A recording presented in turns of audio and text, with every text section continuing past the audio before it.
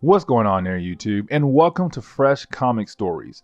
Guys, this is the channel that we basically sit down and cover different kinds of comic book stories from Marvel to DC and even IDW.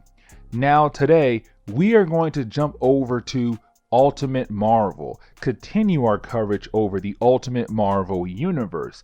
And today, we're going to pick up once again with Ultimate Spider-Man. And today, we're going to cover the War of the Symbiote storyline. Now, in this storyline right here, of course, we do get the return of both Venom and Carnage in the same story. And so, this story right here gives us the first battle between Venom and Carnage. And so I'm hoping you guys will like this video. And if you do, please hit that like button down below and also subscribe for more comic book videos like this in the near future. Also, any suggestions on books I should read, well, please let me know in the comments below, because you never know, your suggestion could be a future video down the road. But I do hope you enjoy today's video, The War of the Symbiotes. We begin today's story by picking up with Eddie Brock at the park, and he is greeted by an older lady, and this lady sits next to him on the park bench, where then you have Eddie begin to tell her a story about himself being Venom. This is him telling us what had happened after we last saw him. Remember, Eddie has been gone for a very long time since we last saw him. And you have Eddie tell this older lady everything that led up to the point where he became Venom. And this was done as a way to give us a reminder of what had happened last time we saw Venom, where he goes on to state that the last thing he remembered about that day was a big flash, and then he blacked out. Except he woke up the next day in the park, but in the bushes. Of course, when he woke up, that is when a random lady was running by, and this led to him in the symbiote suit eating her, because the suit needs to feed to stay alive, and the suit won't feed on its host. He hated it so much. He hated the idea of going around killing people, but the suit was hungry, and so he had to eat, and he would go around killing people, but at the same time hoping someone would put him out of his misery. But then one day he felt fine, perfectly fine, and he had no idea why. This leads over to Eddie Brock walking by while Spider-Man was fighting against the Rhino, a character we do not get to see too often. But while Spider-Man was fighting the Rhino, Eddie watched him, and the suit started to act weird, like it wanted to leave Eddie for Spider-Man. And Eddie remembers that Peter Parker wore the suit before he did, and so the suit is trying to crawl back to Spider-Man. But after Spider-Man was able to defeat Rhino, of course, Spider-Man swings off and Eddie still has the suit. That is when we pick up with Eddie still wandering around the city, except this time he has someone on his tail, and they want to capture Eddie because they were hired to, and those people are Silver Sable and her wolf pack. And the last time we saw them, they were trying to capture Spider-Man, but ended up catching Flash Thompson instead, which we covered that event. Now they are here and trying to go after Eddie Brock, because they know that he has the Venom suit, but Venom is not something that can be taken down so easily. The suit can take on a lot of things thrown its way, which of course Silver Sable and the Wolfpack lose the fight and Venom is able to get away. The question is now, where is Venom going to appear next? This is where we pick up with Eddie Brock arriving at the museum in the city. The reason why is because Peter Parker and his fellow peers are here as well on a school trip. And Eddie did not plan to come here. He just happened to walk by here when Peter and his peers arrived at the museum. And this is where we find out what happened to Peter when the Venom suit is near him. Peter starts to get a headache. It makes his spider sense go crazy. But that is when you have Eddie Brock just turn into Venom and try his best to get to Peter Parker.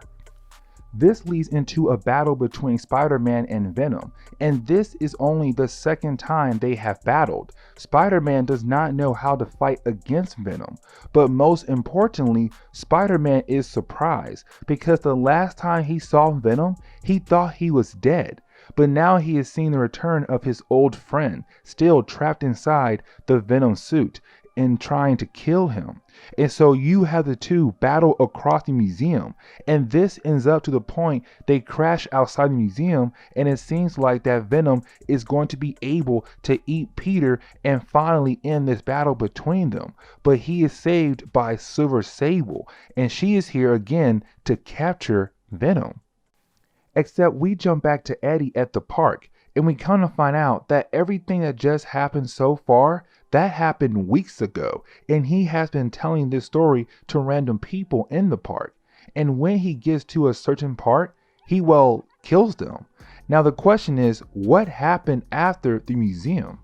But before we learn what happened at the museum, instead we jump back to the point where Spider-Man had fought against the Rhino, where Eddie Brock watched Spider-Man fight against the Rhino, and how the Venom suit wanted to go with Peter Parker. Well, we learned that Spider-Man had to stop on a nearby building because he got a headache, and this tells us that when the Venom suit is nearby, he gets a headache no matter what. This is where we pick up with Spider-Man the next day after he fought against the Rhino, where we pick up with him at night swinging around town. Except while he is swinging around, he sees someone flying by. And this is where we get our first introduction of Ultimate Beetle. Now, Ultimate Beetle is a cool looking character, but this is the only story we see the Ultimate Beetle character. I think he appears in one more book, but that is it. Now, who is Ultimate Beetle? No one knows, because in the main Marvel Universe, there were multiple people who took up the mantle of Beetle, and so it is hard to tell who it could be really. But with Ultimate Beetle being here, of course, you have Spider-Man begin to do battle with him, but you have Beetle lose Spider-Man for a second to teleport inside the Roxxon building. This is where we learn that the reason why Beetle went inside this Roxxon building is because he was trying to get a sample of the Venom suit. Now remember that Eddie and Peter's father worked for Trask and were in a corporate war with Roxxon. The suit was supposed to help them defeat Roxxon, but now we are seeing that Roxxon apparently has samples of the Venom suit as well.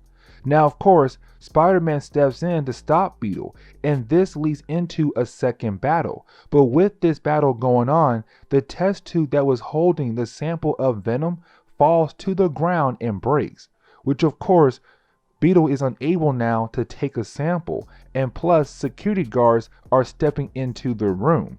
And so you have Beetle escape and Spider-Man leaves as well.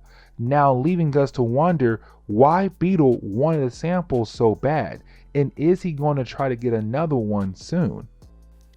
This leads us to the next day after Spider-Man fought with the Beetle, where we pick up with Peter Parker working at the Daily Bugle, and that is when he gets a call to come to the rooftop of the building, where he is greeted by Nick Fury, and this tells us that this part of the story takes place before Nick Fury disappeared, aka trapped in another dimension. But this is where you have Nick Fury tell Peter Parker that basically Beetle is from Latveria, the home country of Doctor Doom. And so this leaves us wondering if Beetle is working with Doctor Doom. And Nick Fury tells Peter that he does not know, but he tells Peter that he needs to stay out of it, knowing that Peter is going to try to get to the bottom of it. But now we go back to the moment at the museum that take place weeks after Spider-Man fighting the Rhino and Spider-Man fighting against the Beetle. Now remember, this is still not the present day, but we come to find out that after Silver Sable saved Spider-Man from being eaten by Venom, her and her team grabbed Eddie Brock and disappeared in their van. This is where we pick up with Eddie Brock being trapped inside a cell, and this is where we learn that this takes place 1 month ago from the present day. But we see that Silver Sable and her team deliver Eddie Brock to Bolivar Trask. Now remember that Eddie Father and Peter Father sold the suit technically to Bolivar Trask. Now real quick side note, Bolivar Trask is dead after this story here because he died back in our Ultimate X-Men Sentinel storyline. But at this point of the story, with Eddie being trapped here, it takes place 1 month before his death. And so this is his last story we will see him in. But you have Bolivar Trask tell Eddie that they want the suit back from him since they technically own it. But also the fact that if they leave Eddie in the cell without feeding the suit will soon eat Eddie itself to stay alive. That is when we pick up with Peter Parker and Mary Jane. After the museum battle with Venom, Peter Parker went home to look at his own blood sample, and to him, he knows something is off because how he felt when he was around Venom. And so that is when you have Peter Parker look at his own blood sample and sees little black dots in his blood sample. And so this makes Peter question what is happening to his body. That is when he gets a Google alert that Venom has reappeared in the city, leading us wondering how Venom is in the city if he is supposed to be trapped inside a Roxxon cell. Well, that is when we pick up 20 minutes ago before Spider-Man got that Google alert. We see that Venom is in some kind of a device, and Roxxon is getting ready to remove the suit off Eddie and finally get the one thing he always wanted. Except that is when you have Beetle reappear again and breaks into the building, knocking everyone out. Because he is adamant on getting a sample of Venom, and this time he does.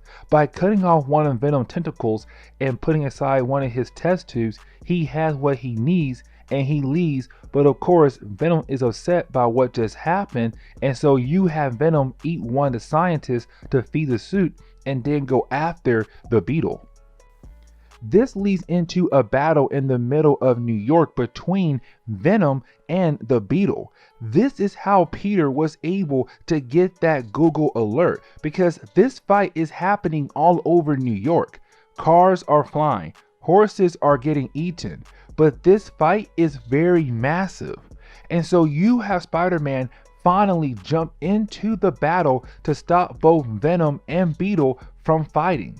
Now this is a huge moment in this storyline, because remember, when the Venom suit is near Peter, it wants to go back to Peter. It craves to have Peter as a host. And so that is when you have the suit leave Eddie Brock and actually crawl over to Peter Parker, where we get the return of Black Suit Spider-Man. Now this leads on to Spider-Man going crazy because he is unable to control the suit. The suit makes him attack everything around him, and he attacks the Beetle. He attacks Silver Sable and her wolf pack as well. This is showing us how powerful he can be. And Peter wants to stop what he is doing, but he is unable to control the suit and stop what is happening. And that is when you have Silver Sable tell her team to retreat, because she tells them that the big boys are here to handle the problem now. This is where we see that the Ultimates have arrived with S.H.I.E.L.D. And this is telling us that this could take place before Ultimates 2. Because remember, in the end of Ultimates 2, the Ultimates left S.H.I.E.L.D. and no longer works for them. They're their own team now, being funded by Iron Man himself. But the point is that you had them come in and try to stop Black Suit Spider-Man. Now at first, they do not have an idea that this is Peter Parker in the suit. They think right now in the suit is Eddie Brock.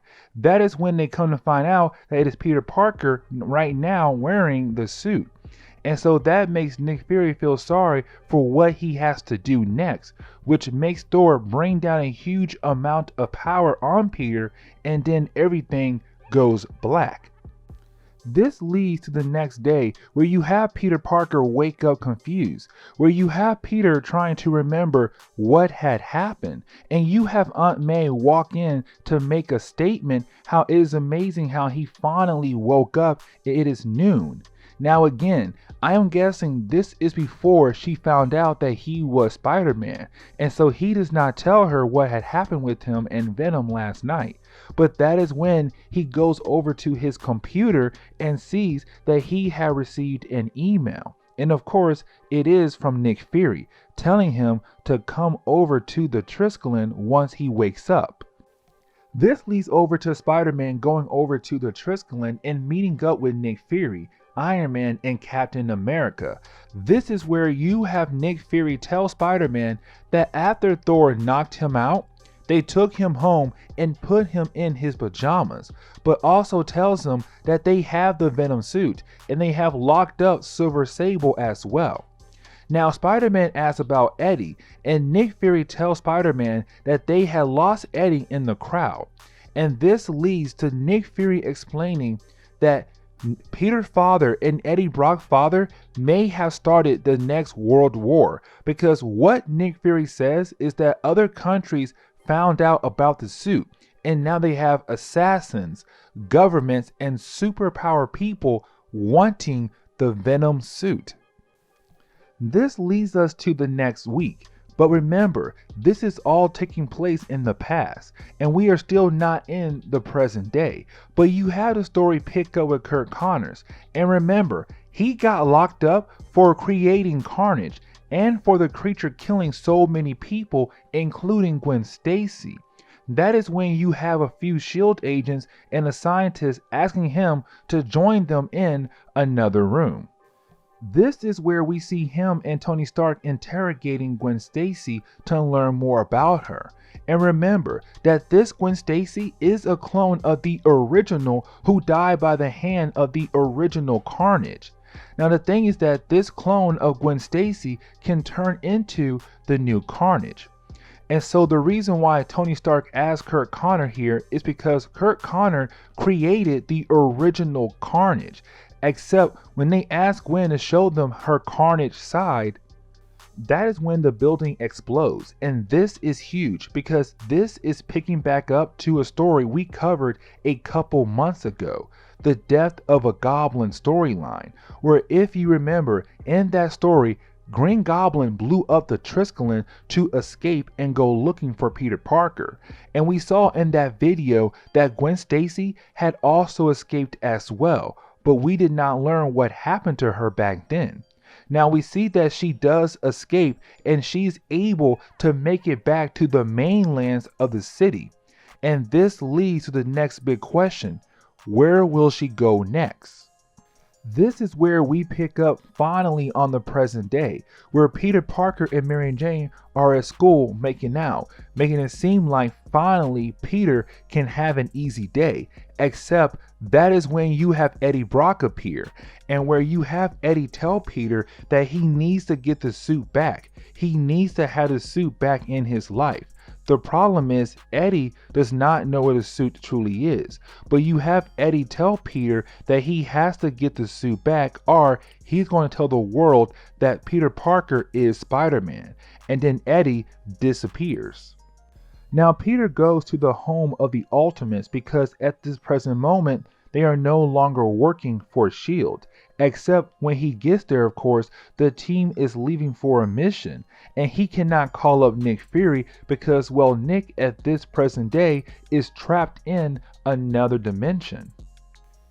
And so you have Peter Parker go to the Daily Bugle to look up information about Trask and the suit.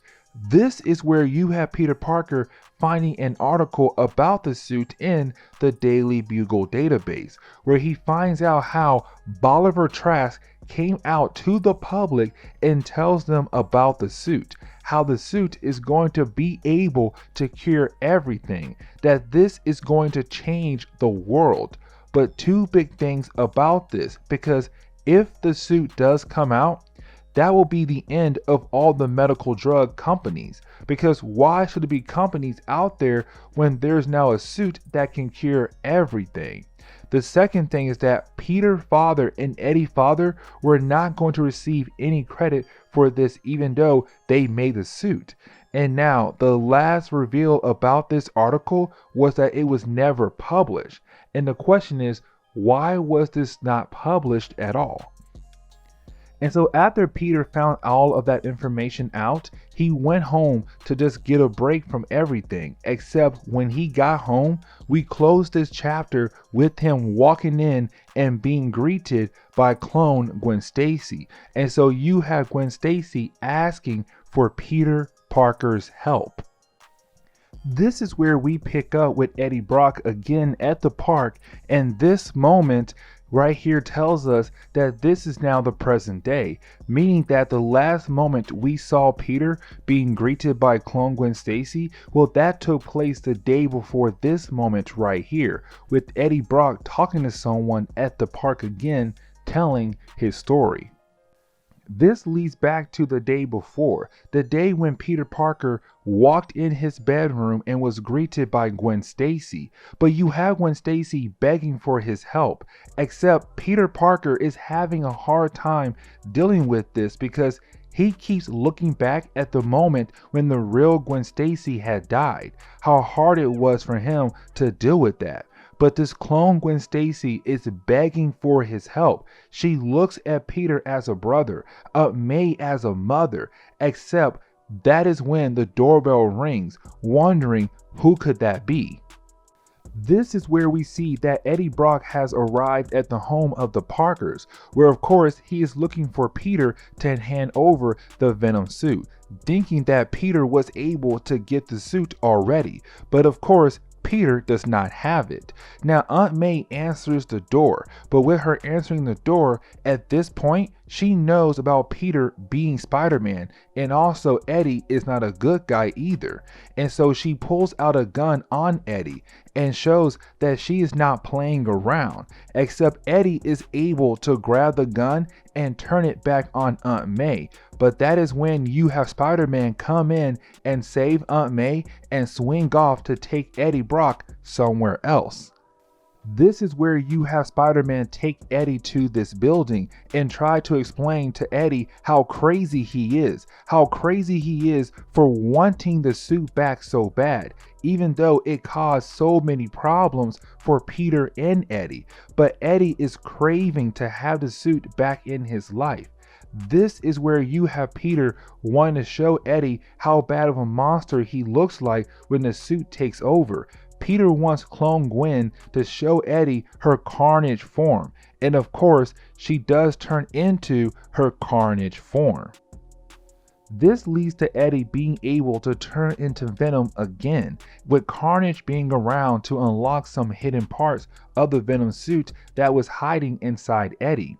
And so this leads to Eddie Brock turning into Venom again and fighting against Carnage. And this is kind of cool because this gives us the first battle between these two characters in this universe. Now this fight does last for a good amount of pages, but it does end with Venom being able to absorb Carnage and just leaving Gwen Stacy behind, meaning that Carnage is no longer inside her anymore, but also turns Venom into a new form, where he looks freaking strange. Except you have Spider-Man kick this new Venom away from Gwen Stacy and hoping to find a way to stop this new form of Venom. But instead of Venom and Spider-Man fighting, when Iron Man and a few S.H.I.E.L.D. agents appear, Venom just disappears, leaving us wondering where in the world is Venom gone to now. This leads us a few hours later, where we pick up with Peter, Aunt May, and Tony Stark at the Triskelion, where we come to find out that they are running a test on Gwen Stacy to see if she has the Carnage symbiote inside her. And when they find out that she is clean, that she is just a regular teenage girl now, there is no Carnage inside her at all, it leads to Peter asking if him and Aunt May can take her home. Which should be a no, because this girl is a clone and she died and people know about her dying, but they are going to bring her back home anyways, and that is it. Now, to close the book, we pick up on the present day with Venom telling this random man everything that had happened up to the present moment. When the man figures out that Eddie Brock is that Venom monster that has been all over the news, Eddie turns into Venom once again and then tries to attack this man. Except we come to find out that this man that Eddie was talking to is the Beetle. And so when Venom attacks, the Beetle absorbs Venom and flies off. And then talks to someone on the radio stating that he is heading home and praise his Lord of Latveria. And this is where we are going to end today's video. And so guys, please leave me a like down below and also subscribe for more comic book stories like this in the near future. Also, any suggestions on books I should read? Well, please let me know in the comments below, because you never know, your suggestion could be a future video down the road. But guys, I'm out of here and I will see you on the next comic book video. Later, guys.